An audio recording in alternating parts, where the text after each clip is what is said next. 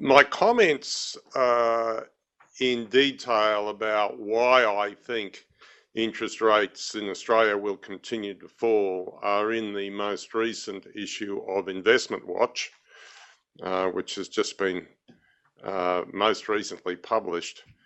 And in that, I talk about the issue of employment, that we have very soft employment.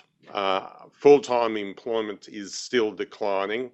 All of the improvement in unemployment we've seen is because of part-time employment. And that means there's very little wages pressure. Wages growth is the lowest this century, and that gives us low core inflation.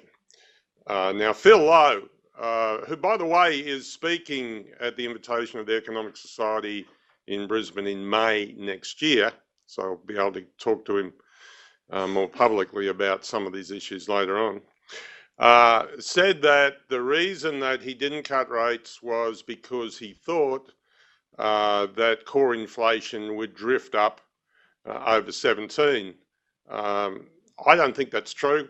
I think the weak labour market will put continued downward pressure on wages growth and core inflation. And by the time we get to the early part of the next year, we'll see further rate cuts. So the slight change to what you read in Investment Watch will be that I'll be rolling my forecast forward to a rate cut in February and another rate cut in May. Turning to the Fed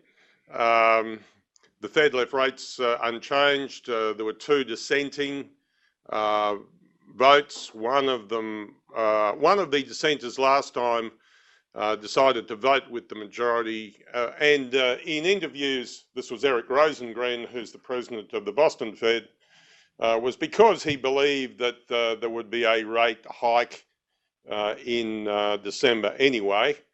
In the statement released by the Fed, they said they'd already achieved their employment objectives, so they've achieved full employment. Core inflation was drifting up, and they felt that they would achieve their 2% target, but they needed more evidence. I think the evidence that they really needed was that the presidential election was over, and I think we can be pretty confident that when we get to December, the Fed will increase the Fed funds rates, as most people now expect. Donald J. Trump, billionaire.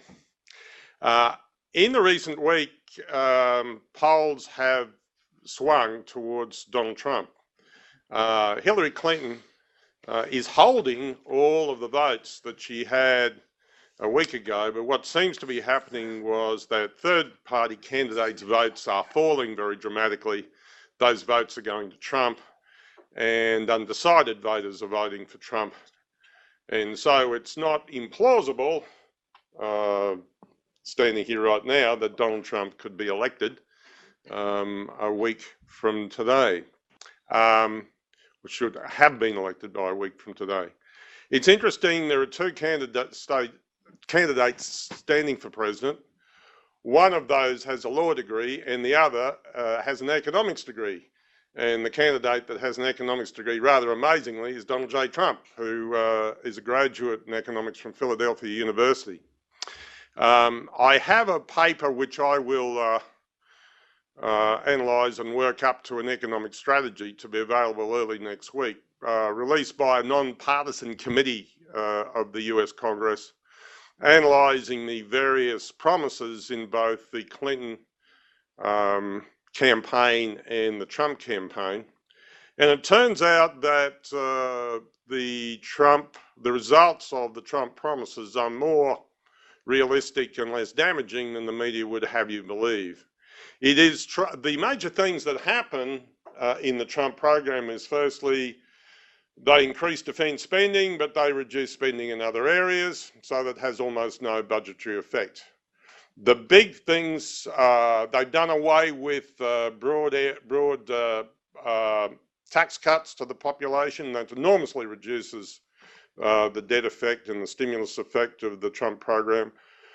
But what is left in there is two really important things. Firstly is the cut in the company tax rate to 15%. The current effective company tax rate in the US is currently 18%. The headline one is about 35%. So that would generate enormous stimulus. Obviously, it'd be enormously positive for stock markets. The second is an investment depletion allowance. That is to say, you can write off any investment by 100% of the value of that investment in the year in which you do it. So the combination of the corporate tax cuts plus the 100% accelerated depreciation allowance generate an expansion in the budget deficit by 2020. So the budget deficit, instead of being 2.6% of GDP, it would be 5% of GDP. Now, I've said over the years that it's the expansion of the budget deficit that drives up commodity prices and drives up the Australian dollar. So rather interestingly, the Trump program would be extremely positive both for the Australian stock market, the Australian dollar, and Australian commodity prices, but I'll write more about that next week.